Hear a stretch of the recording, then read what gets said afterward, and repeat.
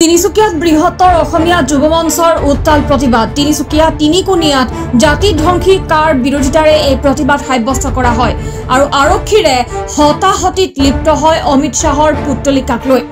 আৰক্ষীৰে প্ৰতিবাদকাৰীৰ হাতৰ পৰা টানি লৈ গ'ল অমিত শাহৰ পুতলিকা আৰু তাৰ পাছতে এই সংগঠনটোৰ বিষয়ববীয়াই বিজেপি চৰকাৰ মুৰ্বাদ কা আমি নামানো আদি শ্লোগানেৰে পৰিৱেশ উত্তাল কৰি তোলে।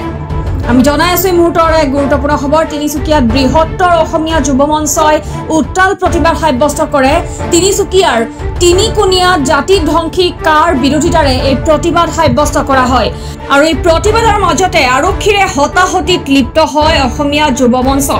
অমিত শাহৰ পুতলিকাক লৈ আৰক্ষীৰ সৈতে হতাহতিত লিপ্ত হয় আৰু আৰক্ষীয়ে প্ৰতিবাদকাৰীৰ হাতৰ পৰা টানি লৈ যায় অমিত শাহৰ পুতলিকা আৰু তাৰ পাছতে সংগঠনটোৰ বিষয়ববীয়াই বিজেপি চৰকাৰ মুৰ্দাবাদ কা আমি নামানো আদি শ্লোগানেৰে পৰিৱেশ উত্তাল কৰি তোলে।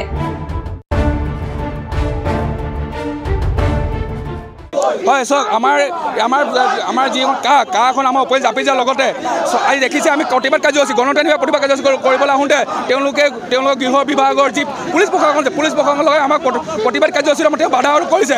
এই ক্ষেত্ৰত আমি এটাই কথাই ক'ব বিচাৰোঁ যে চিটিজেনশ্বিপ এমেণ্ডমেণ্ট এক্ট আমি বৃহত্তৰ অসমীয়া যুৱ কেতিয়াও নামানো, কাৰণ চৰকাৰে কোনোবাই যদি ওপৰেঞ্চি এইখিনি মানুহ আমাক যদি দাবিতা বিচাৰে আমি এইকেইটা আমি সহ্য কৰি নাথাকোঁ।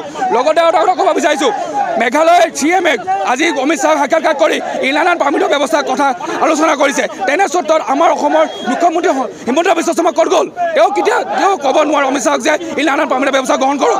এই আমাৰ মুখ্যমন্ত্ৰীলৈ প্ৰশ্ন। ধন্যবাদ। জয় অসম।